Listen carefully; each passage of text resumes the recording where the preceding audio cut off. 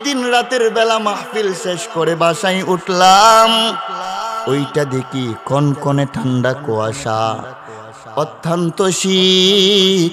শীতের রাত্রিতে বাসার সবাই ঘুমায় গেছে, একটা মহিলা ঘুমায় নাই।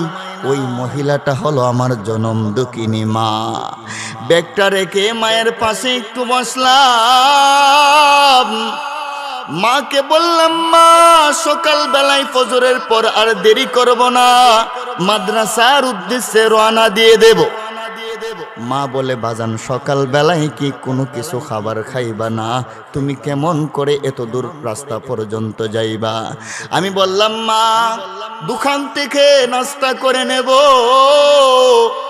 এই কথা বলে যখন আমি ঘুমাইতে গেলাম, ফজরের সময় যখন জাগ্রত হইলাম, জাগ্রত হয়ে হঠাৎ করে তাকাই দেখি রান্নাঘরে আলো জ্বলতেছে।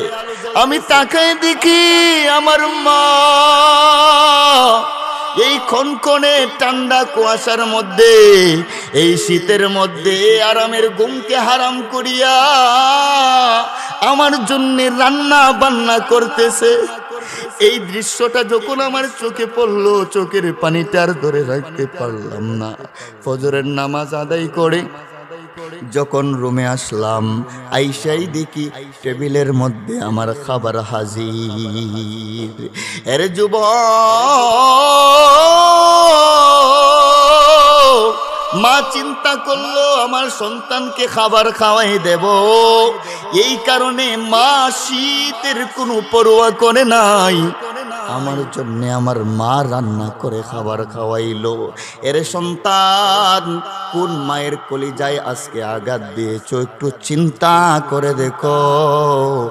যেই মায়ের শরীরে তুমি আঘাত করেছো, যেই মায়ের পেটে কত লাথি মারলা, এর তোর মা তোর জন্য ভালোভাবে খাবার খাইতে পারে নাই, এরে তোর মা একটা রাত্র শান্তিতে ঘুমাইতে দেশ নাই। ছোটবেলা